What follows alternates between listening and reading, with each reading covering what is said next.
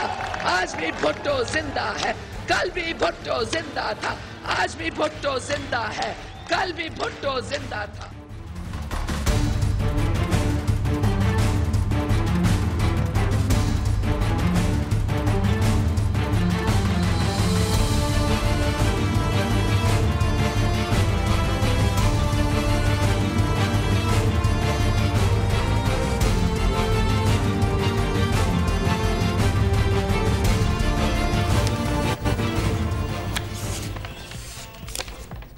बिस्मिल्लाहिर्रहमानिर्रहीम, अस्सलाम वालेकुम नाज़रीन। दुनिया न्यूज़ पर आप देख रहे हैं प्रोग्राम नुक्ते नज़र। मैं हूं आपका मेज़बान मोहम्मद अजमल जामी। मेरे साथ तशरीफ़ रखते हैं मुजीब रहमान शामी साहब।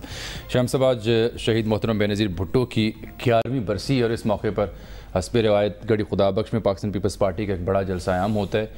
उस जलसे का अहतमाम भी किया गया और उसमें आसिफ अली ज़रदारी साहब बोले, मुखसिर बोले, इंतहाई मुखसिर बोले, लेकिन बाद में फिर बिलावल भुट्टो ज़रदारी बोले और वो खासा तवील बोले और कई एक मौज़ूआत पर उन्होंने इज़हार ख़याल किया। बड़ी धुआंधार तकरीर थी और काफ़ी नाजुक मामलात पर काफ़ी खुलकर वो बोले हैं। तो इस मामले का भी जायज़ा लेंगे और आज ही के दिन जबकि बीबी की बरसी है तो सरकार का भी एक बड़ा अहम ऐलान सामने आया। फवाद चौधरी साहब ने प्रेस कॉन्फ्रेंस की उन्होंने बताया कि जी वो JIT की रिपोर्ट सामने आई है जाली अकाउंट्स के सिलसिले में। उसकी रोशनी में आसिफ अली ज़रदारी, फरियाल तालपुर और वज़ीर आला सिंध समेत 172 अफराद जो इस JIT में जिनको नॉमिनेट किया गया उनका नाम ECL पे डाला जा रहा है। उसके बाद फिर ये जलसा हुआ और उसमें फिर इन रहनुमाओं की तकारीर सामने आई। तो मेरा ख्याल है पहले ये फवाद चौधरी साहब के बयान से प्रोग्राम शुरू कर लेते हैं। दिखाएं आपको उन्होंने क्या कहा, देखिए जी। हुकूमत को इस्तेमाल किया गया मनी लॉन्ड्रिंग के लिए। कबीना ने ये फैसला किया है कि 172 लोग जो कि उस JIT का हिस्सा है उसमें उन तमाम के नाम जो हैं वो एग्जिट कंट्रोल लिस्ट पे डाले जाएंगे। कल मैं देख रहा था कि ज़रदारी साहब कह रहे थे कि वो JIT को सीरियसली नहीं लेते। उम्मीद है आज के बाद वो उसको सीरियसली लेंगे और आइंदा आने वाले दिनों में उनको मालूम होगा कि इस तफ्तीश की, इस इंक्वायरी की सीरियसनेस क्या। ऊपर ऊपर से बेचारे हंस रहे हैं, अंदर से तो रो रहे हैं।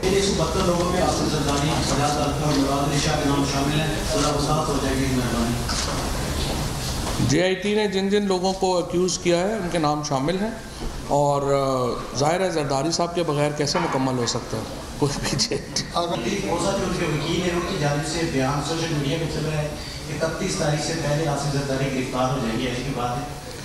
इंशाअल्लाह वफाकी वज़ीर इत्तलात करें इंशाअल्लाह। साथ ही उन्होंने ये भी कहा है कि मुझे क्या पता।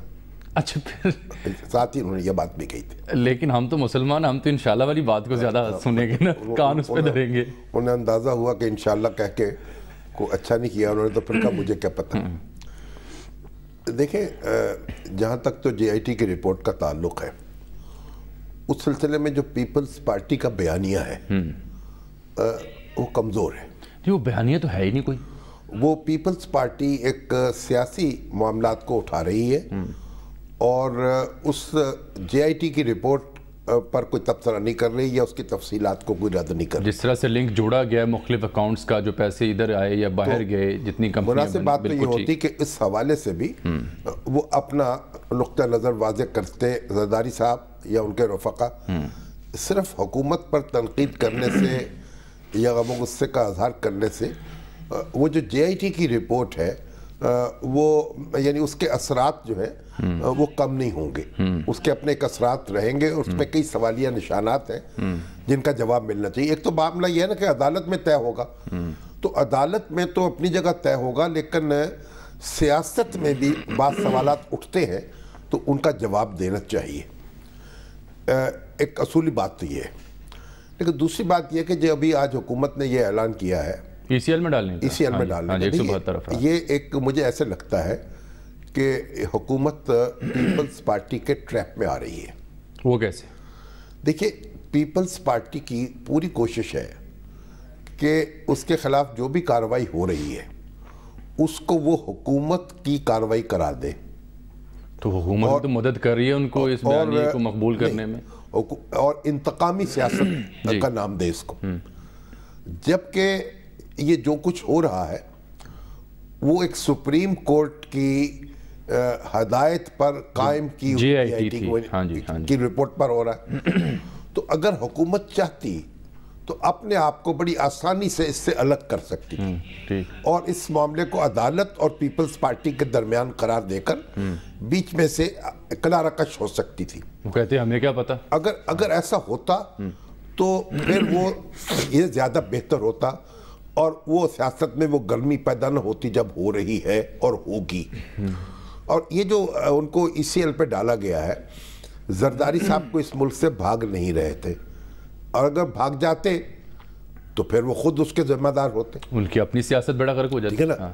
تو زرداری صاحب پہلے بھی جیل کاٹ چکے 10-11 سال, ان میں مزید کاٹنے کا بھی حوصلہ ہے. وہ کہہ بھی نہیں ہیں. اور ان کو تو ان کی جو پہلے جیل کاٹی تھی اس میں پھر وہ مجید نظامی مرحوم نے بھی ان کو مرد حرکہ خطاب دیا تھا. تو ایک جب دیکھیں جو شخص جیل میں جاتا ہے وہ لوگوں کی ہمدردی اس کے ساتھ ہوتی ہے. تو زرداری صاحب جو ایک بات, اور یہ جب ECL پہ جو نام ڈالنا ہے یہ بھی عدالت پر چھوڑ دیا جاتا. ہاں کہ اگر عدالت مناسب سمجھتی JIT جو ہے حکومت سے کہتی کہ نام ڈال JIT کی رپورٹ پر کوئی ریفرنس بنتا یا کوئی صورت ہوتی یا کوئی آگے معاملہ بڑھتا, کوئی نیب کے سپرد ہو یا FIA کے سپرد ہو, یعنی جو بھی مقدمے ہوتے, تو پھر جو عدالت تھی وہ یہ فیصلہ کر سکتی تھی کہ ان کا نام ECL پہ ڈالا جائے, ان کو گرفتار کیا جائے یا نہ کیا جائے. اب تو گرفتار کرنے کی تو ضرورت ہے نہیں, گرفتار ہونے سے پھر معاملہ الجھتا ہے. جیسے نواز شریف صاحب جو ہے نا, ان کو ریفرنس کے دوران میں گرفتار نہیں کیا گیا, ایک اچھا کام کیا گیا. اب زرداری صاحب اور ان کے رفقا جو ہیں ان پہ اگر آپ کو ریفرنس دائر کرنے ہیں, وہ مقدمے دائر کرنے ہیں تو کریں, اور کارروائی جو ہے وہ قانونی ہوگی, اس کو ہونے دیں. تو اس میں جتنا بھی معاملہ عدالت پر چھوڑا جائے اتنا بہتر ہے, ایک بات.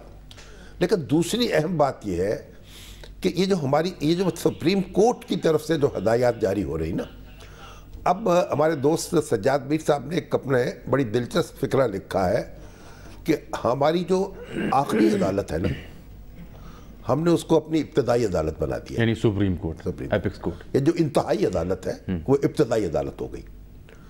وہاں تو جاتے ہیں لوگ اپیل میں, اور یہاں جب وہاں سے ابتدا ہوتی ہے تو وہی انتہا ہو جاتی. تو جس پہ پھر ڈیو پروسیس کی بات کرتے ہیں, اور جب بلاول بھٹو نے بھی کی ہے, تو اس میں پھر مسائل پیدا ہوتے ہیں. تو بہرحال اب پیپلز پارٹی یعنی اس معاملے سارے کو عمران خان صاحب کے ساتھ اور یہ نبرد آزمائی کا ذریعہ بنانا چاہتی ہے, اور حکومت بھی لگتا ہے اسی شوق میں مبتلا ہو گئی ہے. تو اب جو بھی ہوگا ہم نہیں کہہ سکتے کہ اس کے نتیجے میں حالات کتنے خراب ہوں گے اور کتنے بہتر ہوں گے. لیکن یہ جو وزیر اعلیٰ سندھ کا نام بھی اس میں ہے, مراد علی شاہ صاحب کا, یہ باعث تعجب نہیں؟ میرا خیال ہے ایسا کبھی ہوا نہیں کہ کوئی سٹنگ جو CM ہے کسی صوبے کا, اس کا نام بھی ECL میں ڈل گیا ہو. نہیں, دیکھ میرا مطلب یہ کہ اس میں ضرورت سے زیادہ سرگرمی ہے, اور الیکشن کمیشن نے بھی جو ریفرنس ان کے خلاف وہ ابتدائی سماعت کے لیے مقرر کر لی ہے کہ جلد کر. اچھی بات ہے. بات اصل میں یہ ہے کہ یہ جتنا حکومت, وہ بھی حکومت کے ایک PTI کے ایک رکن نے جو وکیل ہیں انہوں نے دائر کیا, خرم شیر زمان نے. دیکھو یہ میری گزارش صرف یہ ہے کہ جتنی کنفرنٹریشن حکومت انوائٹ کرے گی وہ اس میں اپوزیشن کا فائدہ ہو جائے گا. وہ حکومت کا شور مچا کے اس پردے میں اپنے آپ کو چھپا لے گی, اور جو سبسٹنس ہے اس سے لوگوں کی توجہ ہٹے گی. اگر حکومت درمیان میں اس طرح نہ آتی اور نہ آئے تو اس کے حق میں بہتر ہوگا. میں خل چوہد صاحب آج آپ کو بڑے دھیان سے سن رہے ہوں گے. چلیے, یہ تو ان کی مرضی ہے, آپ کے دوست بھی ہیں اور آپ کی بات پہ کان بھی دھرتے ہیں. نہیں, میری بات پہ کوئی کان نہیں دھرتا. اچھا, میرا تو خیال یہ اپنے طریقے سے کام کرتے ہیں لوگ, اپنے وہ جس کو اپنے فائدے میں سمجھتے ہیں. جو فائدہ وہ سمجھ رہے ہیں وہ نقصان ہو رہا ہے. ٹھیک ہو گیا. اچھا, آپ آ جاتے ہیں ذرا گڑی خدابش کے جلسے کی جانب آ جاتے ہیں. شاہم صاحب, زرداری صاحب بولے, پہلے تو اعتدال حسن صاحب بھی لگے ہوئے تھے, مراد علی شاہ اپنا قائم علی شاہ صاحب بھی بولے, انہوں نے اپنے بھٹو کے فلسفے پہ, محترم بینظیر بھٹو کی زندگی اور انہوں نے جو سبق سکھایا اس پہ اظہار خیال کیا. اور پھر باری آئی جناب آصف علی زرداری صاحب. اسٹیج پر ہم نے دیکھا شیری رحمان صاحبہ تھیں, نوید قمر صاحب تھے, بلاول بھٹو, آصف علی زرداری, اور ساتھ جو محترمہ کی ہمشیرہ ہیں صنم بھٹو, وہ بھی تشریف رکھتی تھیں. اور کل پرسوں کچھ ایسی اخبارات میں خبریں آئیں کہ غالباً ان کو سیاست میں عملی طور پر اتارا جا رہا ہے, کوئی عہدہ دیا جائے گا, ان کو لانچ کیا جائے گا. لیکن ہمارے دوست جو ہیں مرتضی سولنگی صاحب اور آپ صنم بھٹو جو ہے ایک تسلسل کے ساتھ کہہ رہے ہیں جی پرندہ ہے. یہ آپ بھی کہہ رہے ہیں اور سولنگی صاحب بھی بار بار یہ کہہ رہے تھے کہ نہیں ایسا نہیں ہوگا. لیکن بال یہ تو بات کی باتیں ہیں, ابھی تو جلسے پہ آ جائیں. دیکھنا یہ ہے کہ بلاول بھٹو جو ہے ان کا معاملہ کیسے ہو, کیا ان کا نام بھی ڈالا ہے ECL میں؟ ٹھیک ہے, نہیں ان کا نہیں ڈالا. اب دیکھتے ہیں, پہلے زرداری صاحب سے شروع کر لیں. دیکھیے زرداری صاحب کی تو مختصر تقریر تھوڑی سی سنا دیتا ہوں آپ, دیکھیے. لاڈلے کے پھٹے ہوئے ڈھولوں نے ہمیں پھر للکارا ہے. ان پھٹے ڈھولوں کو اور لاڈلے کو بتا دینا چاہتا ہوں کہ ہم ان کے یہ بنائے ہوئے ہٹ کندوں سے نہیں ڈرتے. اور جہاں تک رہا سوال بلاول کا, وہ بے نظیر بھٹو کا اور میرا بیٹا ہے, اس کو تم کیا ڈراؤ گے اور کیا کرو گے. یہ جتنے بھی ہیں ان سب کو پیپلز پارٹی ہم اکیلے ہی منہ دیں گے, اور کسی پارٹی کی اتنی ہمت نہیں ہے, مگر میرے جالے کی اتنی ہمت ہے کہ ہم ان کا مقابلہ کریں. ہم نے 100 دنوں میں کچھ کیا ہی نہیں ہے, تو کام کرنے جانتا ہو اس کے لیے بہت ہیں. سب کے ڈھول کھلے ہوئے ہیں سوائے ٹی وی پہ بکواس کرنے کے, اور ان کو کچھ نہیں آتا. ہم ان سے مقابلہ کریں گے اور جمہوری طریقوں سے مقابلہ کرتے ہوئے ٹھپے مار کے دوبارہ ان سے یہ الیکشنیں جیتیں گے. یہ چل نہیں سکتے, ان سے چلائی نہیں جائے گی, یہ حکومت نہیں کر سکتے, یہ پاکستان کو نہیں چلا سکتے. اچھا, یہ تو ان کے خطاب کا خلاصہ ہے, وہ 2.5-3 منٹ سے زیادہ ان کی تقریر. اصل میں انہوں نے تقریر جو پہلے خیال تو یہ تھا میرا کہ وہ آج گرجے برسیں گے, کیونکہ وہ جو پہ نام آیا تقریب ہوتی ہے, لیکن انہوں نے یہ معاملہ بلاول کے سپرد کر دیا. گویا ان کو انہوں نے پیش کر دیا ہے تاکہ ان کی جو لیڈرشپ ہے اور اس کے لوگوں کے درمیان وہ حائل نہیں ہوئے. اچھا, ایک اینگل یہ بھی ہے, دلچسپ اینگل ہے. لیکن شامی صاحب انہوں نے اپنی اس تقریر میں محترمہ بینظیر بھٹو کا سوائے اس حوالے سے کہ بلاول ان کے اور میرے صاحبزادے ہیں, اس کے علاوہ کوئی ذکر نہیں کیا. یعنی انہوں نے کوئی چیز کہی نہیں, انہوں نے مطلب مختصر بات کی ہے اور بلاول پر چھوڑ دیا سارا کہ کوئی مرکزی خطاب انہی کا تھا. وہ میں اس پہ آتا ہوں, لیکن اس سے پہلے ہم نے پھر یہ کیا کہ پچھلے برس 28 دسمبر یعنی برسی کے بعد جو اگلے روز اخبارات چھپتے ہیں وہ 2017 اور 2016 دونوں کی سرخیاں نکالیں بھی. تب زرداری صاحب پچھلے برس کیا کہہ رہے تھے, اس سے پہلے ایک برس کیا کہہ رہے تھے. تو 2017 میں جب برسی ہوئی بی بی کی تو انہوں نے کہا کسی کو NRO دینے کی کوشش ہوئی تو مزاحمت کریں گے, اور بے نظیر کو مشرف نے قتل کیا, اور حکمران بے بس, خوفزدہ اور تماشائی بنے ہوئے ہیں, اور روٹی مہنگی خون سستا ہے, بھٹو کا خواب پورا کروں گا. یہ جناب ان کی گفتگو تھی, اس میں انہوں نے خوب لتاڑا تھا پاکستان مسلم لیگ نون کی اعلیٰ قیادت کو. پھر 2016 کی بات کر لیتے ہیں تو وہ کہتے ہیں کرسی نہیں کھینچنا چاہتے, قومی اسمبلی میں جا کر سبق سکھائیں گے. کارکن سیاسی لانگ مارچ کے لیے تیار ہیں. میاں صاحب نے جمہوریت کا خانہ خراب کر دیا ہے, مغل بادشاہ کو نہیں چھوڑیں گے, اور ڈیڈ لائن گزر گئی, تحریک چلانے کا اعلان کریں گے. تو یہ ظاہر ہے اب تو نواز شریف صاحب جو ہے آج کے خطاب میں بلاول صاحب میاں صاحب کے حوالے دے دے کے تو حالات سمجھانے کی کوشش کر رہے تھے کچھ لوگوں کو. ٹھیک ہے, یہ بھی کیا عجب بات ہے. اصل میں یہ جو نیب کے قوانین ہیں اور ان میں اور احتساب کے قوانین ہیں, ان میں جو امپروومنٹ ہونی چاہیے تھی وہ نہیں کر سکے یہ دونوں جماعتیں جو تھیں, دونوں رہنما زرداری صاحب اور نواز شریف صاحب. جب ان کے پاس ویٹو تھا قومی اسمبلی میں اور سینٹ میں, ان کی 2/3 اکثریت تھی, دونوں مل کر دستور میں ترمیم بھی کر سکتے تھے, نیا قانون بھی بنا سکتے تھے. لیکن اس وقت انہوں نے ایک دوسرے سے تعاون نہیں کیا اور ایک دوسرے پر جو افتاد پڑی اس کے مزے لیتے رہے. اب وہ جو محاورہ ہے نا کہ جو کانٹے جو ہیں وہ ان کے پلکوں سے چننا پڑتا ہے ان کو, جو ہاتھوں سے بکھیرے جاتے ہیں. تو ہاتھوں سے لگے گہرے دانتوں سے کھولنی پڑتی. ہاں, مطلب یہ کہ وہ اب مشکل صورتحال ہے. خطاب پہ سنا دو بلاول صاحب کا. بلاول کی تقریر اچھی ہے, زوردار ہے, لیکن اصل بات یہ ہے لیٹ نہیں ہو گئے. نہیں, وہ لیٹ کیا ہونا ہے, وہ اصل میں ان کے لیے ان کا تو آغاز ہے. معاملہ یہ ہے کہ جو وہ ریشنل دے رہے ہیں نا کہ 1 یونٹ بنانا چاہتے ہیں, 18ویں ترمیم کو ختم کرنا, کہتے ہیں مجھ پہ دباؤ ہے, صوبائی خود مختاری کو ختم کرنا, NFC ایوارڈ کا خاتمہ چاہتے ہیں وغیرہ وغیرہ. دیکھیں NFC ایوارڈ جو ہے وہ ختم نہیں ہو سکتا جب تک کہ صوبے سارے متفق نہ ہوں. بالکل, اس میں تو ڈیفینیٹلی جب تک متفق نہیں ہوں گے نیا ایوارڈ بھی نہیں آئے گا اور اس ایوارڈ کو ختم بھی نہیں کیا جا سکے گا. اور صوبائی خود مختاری یا 18ویں ترمیم کا خاتمہ بھی اس وقت تک نہیں ہوگا جب تک 2/3 اکثریت نہ ہو. وہ تو وہ یعنی قومی اسمبلی میں اور سینٹ میں موجود نہ ہو. جس طرح 18ویں ترمیم ہوئی ہے وہ تو کنسنسس سے ہوئی تھی نا, اسی طریقے سے 18ویں ترمیم کا خاتمہ ہو سکتا ہے. تو یہ جو انہوں نے ایک سیاسی پروپوزیشن بنائی ہے, یہ ایک یعنی اس وقت کی جو صورتحال ہے اس میں تھوڑا سا اس میں الجھی ہوئی ہے. یہ یعنی ظاہر ہے کہ سیاست میں آپ نے لوگوں کو سمجھانا ہوگا نا کہ آپ پہ افتاد پڑی ہوئی ہے تو کیا مسئلہ کیا ہے, لیکن ظاہر ہے کہ انہوں نے پھر بہت سی ہمارے طاقتیں ہیں, افواج پاکستان پر بھی اشارہ کیا ہے, ایڈریس کیا ہے ان کو.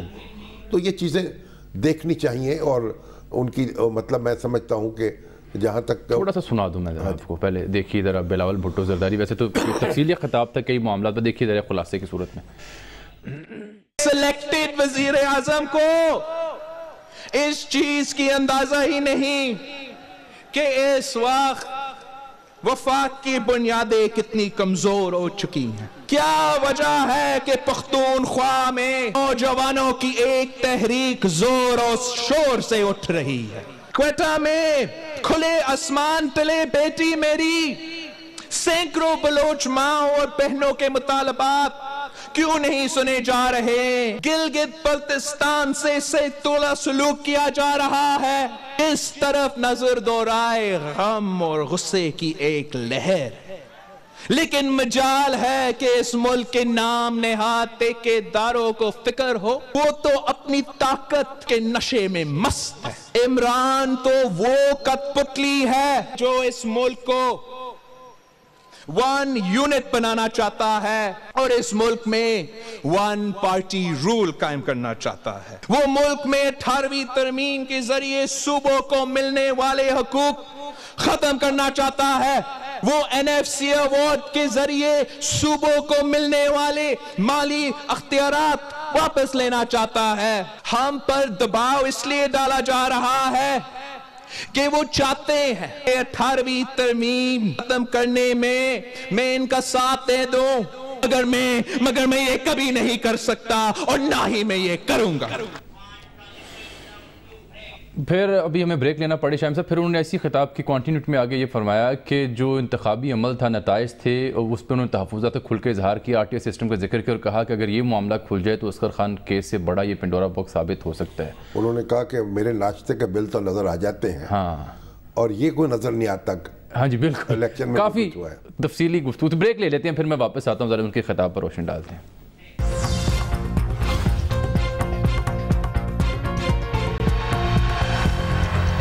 ویلکم بیک ناظرین. شامی صاحب, یہ بلاول صاحب کا ہم ذکر کر رہے تھے, کہتے ہیں عدلیہ کو سیاسی انجینئرنگ کے لیے استعمال کیا جا رہا ہے, اور کیا بلاول صاحب جانتے ہیں کہ آج انہوں نے جتنے محاذ کھولے ہیں اس کا انجام کیا ہو سکتا ہے, اور کیا یہ بر وقت محاذ کھولے ہیں یا مجبوراً کھولنے پڑے ہیں چونکہ JIT میں نام آ گیا, ECL پہ نام آ گیا, اور نظر آ رہا ہے کیا ہونے جا رہا ہے؟ دیکھیے, ڈاکٹر فرید ملک صاحب کا میسج آیا ہے, وہ کیا کہ پیپلز پارٹی کی اسٹریٹجی یہ لگتی ہے کہ صوبائی خود مختاری 18ویں ترمیم, اور حکومت جو ہے کرپشن کی رٹ کر رہی ہے. دیکھیے, یہ پیپلز پارٹی ایشو کو سیاسی بنانا چاہتی ہے جی, اور جب وہ سیاسی ایشو ہوگا تو پھر ان کو بینیفٹ ہوگا. اور کیونکہ پیپلز پارٹی کے پاس کافی مجے ہوئے کھلاڑی ہیں اور وہ ایک کمپیننگ کا ایک اپنا اسلوب رکھتے ہیں, اس لیے وہ جو ان کی جو اسٹریٹجی وہ یہی ہے کہ اس کو ایک سیاسی مسئلہ بنایا جائے, اور یہ کوئی قانونی مسئلہ نہ رہے, یا کوئی الزامی مسئلہ نہ رہے, یا کرپشن کا مسئلہ نہ رہے. اور حکومت, میں نے پہلے بھی عرض کیا کہ حکومت ان کو فیسیلیٹیٹ کر رہی ہے. جو بھی بلاول بھٹو صاحب نے کہا ہے وہ سارا ان کی یہی اسٹریٹجی. لیکن بلاول صاحب گورنمنٹ کے علاوہ کچھ اور قوتوں کو بھی تو مخاطب کرتے رہے ہیں. ساری قوتیں جو ہیں ان کو مخاطب کرنا ضروری ہے ان کے لیے. وہ جو PTM ہے اس کا ذکر کر دیا, کوئٹہ کا ذکر کر دیا, ون یونٹ کا, گلگت بلتستان کا, جو جراثیم پھیل رہے ہیں, جو مرکز گریز عناصر یہاں موجود ہیں, اور پھر اس کے بعد جو عدالت جو ہے, دیکھیے عدالت کا بھی اپنا ایک دائرہ کار ہے. یہ ساری باتیں انہوں نے ایک بڑے احتیاط کے ساتھ کہہ دی ہیں, اور پیپلز پارٹی سے آپ جو اختلاف کریں یا اتفاق کریں, اس میں کوئی شبہ نہیں کہ وہ ایک وفاق کی پارٹی ہے اور وفاق کی طاقت ہے, اور ذوالفقار علی بھٹو صاحب مرحوم جو تھے انہوں نے بھی یعنی ایک دستور 1973 کا بنایا، پھر ایٹمی پروگرام کی بنیاد رکھی، اور پھر بے نظیر بھٹو جو تھی انہوں نے بھی وفاق کی سیاست کی، چاروں صوبوں کی زنجیر، بے نظیر کا نعرہ لگتا تھا. اور اب ان کے اب یہ دلچسپ بات تو آپ یہ دیکھیے کہ 11 سال ہو گئے ان کے، اور جو ساری جو حکومت رہی پیپلز پارٹی کی، اور جو دہشت گردی انسداد دہشت گردی کی عدالت تھی جہاں ان کے قتل کا مقدمہ چل رہا تھا، وہاں ان کے سارے ملزم جو تھے وہ بری کر دیے گئے. اور امان ملک صاحب کو اپنے آرٹیکل ریفر کیا، میں نے وہ بھی چیک کیا. اب امان ملک صاحب کو تو پتہ نہیں وہ مدعی ہیں یا یعنی ان کو ملزم ہے کیا ہے. دیکھیں انہوں نے وہ سارے ملزم بری ہو گئے، اور 2 پولیس افسر جو ہیں ان کو کہا جی آپ نے وہ سین کو دھو دیا تھا، ان کو 17 سال قید کی سزا ہوگی، بالکل، جن کو پھر ہائی کورٹ نے ضمانت دے دی، اور پھر سپریم کورٹ نے بھی اس پہ پیپلز پارٹی وہاں پہنچی، سپریم کورٹ نے بھی اسے کنفرم کر دیا. اب یہ جو باقی جو سارا جے آئی ٹی بنی، جو تفتیش ہوئی، اسکاٹ یارڈ بھی آیا، اسکاٹ یارڈ بھی تو آیا تھا، اسکاٹ یارڈ تو اپنی جگہ ہے نا، ایف آئی نے چالان پیش ہوا، آرگومنٹس ہوئے، اور وہ سارے ملزم جو تھے ان کو بری کر دیا گیا. اب اس سے آپ اندازہ لگا لیجئے کہ جے آئی ٹی جو ہے وہ کہاں رہ گئی. اور یہ وہ ملزم جو ہے بھئی کوئی آسمان کون آ کے مار گیا؟ اگر وہ ساری تفتیش جو تھی اس کے اوپر پانی پھیر دیا، اور معاملہ وہیں کا وہیں. اب ان کی اپیل ہے ہائی کورٹ میں، اور وہ اپیل پتہ نہیں باری آئے گی تو دیکھی جائے گی، تو اس کی سماعت ہوگی. اب بلاول صاحب کی جو آج کی تقریر ہے نا، اس پہ تو آنے والے دنوں میں خوب بحث بھی ہوگی اور اس پہ بیانات بھی آئیں گے. دیکھتے ہیں اب کیا ہوتا ہے. منظرنامہ بڑا دلچسپ ہوگا ڈیفینیٹلی، یہ تو ہم کہہ سکتے ہیں. شاہم صاحب میں ایک ایسے موضوع کی جانب بڑھ رہا ہوں جو ہم ایک عرصے سے پلان کر رہے تھے. سر یہ جو پاکستان میں کینسر کا مرض ہے، اس کی مریضوں میں جو دن بدن ہوش ربا اضافہ ہوتا جا رہا ہے ان کی تعداد میں، اور اس کے برعکس جو علاج معالجے کی سہولیت پاکستان میں ہے وہ نہ ہونے کے برابر ہے. میں نے خود اس میں کچھ سٹڈیز کی، میں نے کوئی کالم بھی لکھا اپنے کا. پاکستان میں جو جہالت ہے، جس طریقے سے لوگ یعنی کوئی بالکل ہی آپ بے بہرا ہے ان چیزوں سے، جو روکی جا سکتی ہیں چیزیں وہ بھی روک دینی ہے. پریونٹیو معاملہ تو بالکل نہیں ہے، کوئی ایجوکیٹ نہیں کرتا ان کو، اور لوگ سنتے بھی نہیں ہیں. اچھا سر، اس میں ان مریضوں کے لیے ہم نے یہ چنک جو ہے ڈیزائن کیا ہے، اور اس پہ ایک رپورٹ ہم نے بنائی تاکہ ناظرین کو یہ معلوم ہو سکے کہ کینسر کا مرض پاکستان میں کس تیزی سے پھیل رہا ہے، اور اس کے بدلے میں یہاں سہولیات کا فقدان کس نوعیت کا ہے، اور کیوں کر ہنگامی بنیادوں پر کچھ کر گزرنے کا یہ وقت آن پہنچا ہے. دیکھیے پہلے ایک رپورٹ.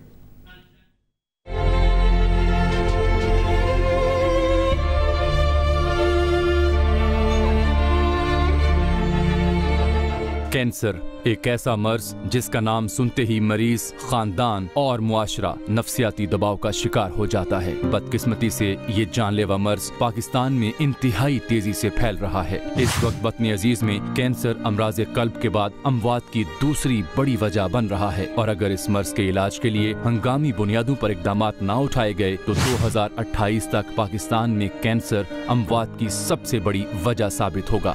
دستیاب ڈیٹا کے مطابق 3.5 لاکھ سے زائد کینسر کے نئے مریض ہر سال رجسٹرڈ ہو رہے ہیں، اور اس جان لیوا مرض کی وجہ سے سالانہ 2 لاکھ سے زائد افراد جان کی بازی ہار رہے ہیں. ایک محتاط اندازے کے مطابق 60 سے 80% تک مریض بر وقت تشخیص اور مناسب علاج سے محروم رہ جاتے ہیں. رہی بات کینسر کے علاج، معالجے اور سہولیات کی، تو حقائق انتہائی تکلیف دہ ہیں. لاکھوں مریضوں کے لیے ملک بھر میں مجموعی طور پر 1200 بیڈ اور 84 اسپیشلسٹ موجود ہیں، جو ہر ممکن کوشش کرتے ہوئے صرف 60,000 سے زائد مریضوں کا علاج ہی کر پاتے ہیں. ماہرین کا ماننا ہے کہ اس وقت پاکستان میں کینسر کے مریضوں کی مسیحائی کے لیے کم از کم 7,000 نئے بیڈ، تقریباً 700 اضافی ماہرین اور 7,000 نرسیں درکار ہیں. سب سے بڑے صوبے پنجاب میں ہر سال 1,85,000 سے زائد کینسر کے نئے مریض سامنے آ رہے ہیں، جن کے علاج کے لیے صوبے بھر میں 32 ماہرین اور 600 کے قریب بیڈ دستیاب ہیں. ایسے میں صرف 30,000 سے زائد مریضوں کا علاج ہی ممکن ہو پا رہا ہے. اس تناسب سے صوبے بھر میں 360 ماہر ڈاکٹرز، 5,000 بیڈز اور 3600 نرسیں درکار ہیں. اسی طرح کینسر کے علاج میں انتہائی اہم جزو ریڈیشن مشین ہے، جو جسم میں موجود کینسر سیلز کا خاتمہ کرنے کے لیے اہم ثابت ہوتی ہے. تاہم ریڈیشن مشینوں کی شدید کمی بھی ہزاروں مریضوں کی موت کا سبب بن رہی ہے. صرف لاہور جیسے بڑے شہر میں ریڈیشن مشینوں کی تعداد 7 ہے، جن میں سے صرف 5 مشینیں ہی فعال ہیں. یہی نہیں بلکہ کینسر کی تشخیص اور علاج کے साथ साथ मुल्क भर में पैलिएटिव केयर यानी बिगड़े हुए कैंसर में मुब्तला मरीजों की तकलीफ कम करके इनका अरसा हयात बढ़ाने की सहूलियात भी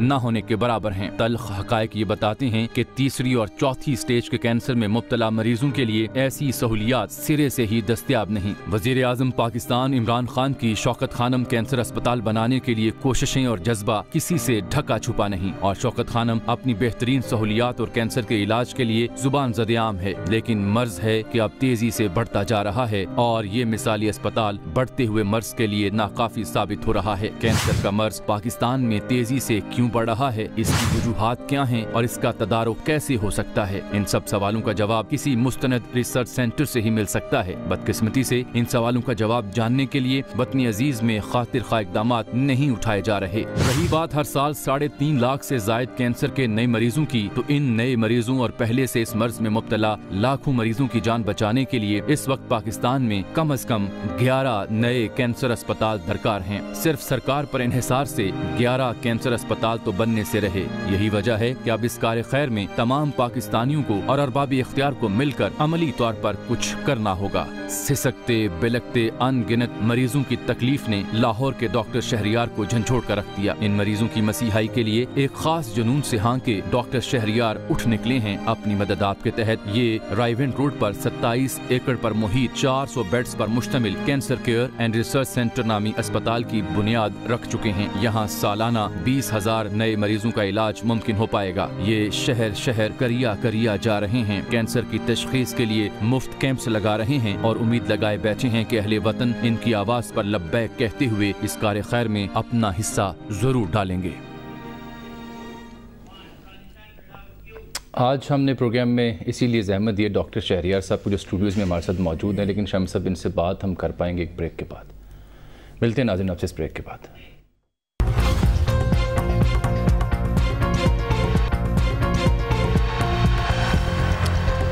वेलकम बैक नाज़रीन। कैंसर के मरीजों की पाकिस्तान में हालत ज़ार की उस पर रोशनी तो हमने रिपोर्ट की सूरत में डाल दी। मैंने जिक्र थे शम्स साहब के डॉक्टर शहरियार साहब जो रूरमा है कैंसर के अस्पताल के, वो आज स्टूडियो में मौजूद हैं। अस्सलाम वालेकुम डॉक्टर साहब, खुश आमदीद कहते हैं। डॉक्टर साहब 1958 से लेके 2014 तक जो मेयो अस्पताल लाहौर का कैंसर का शोबा है उससे वाबस्ता रहे और उसके सरबराह के तौर पर रिटायर हुए, और 2015 में उन्होंने ये तहरीक का आगाज़ किया कि एक बड़ा अस्पताल कैंसर अस्पताल लाहौर में और बनाया जाए, और अल्हम्दुलिल्लाह आज वो अपने एक बहुत बड़ी हद तक उसमें कामयाब हो चुके हैं।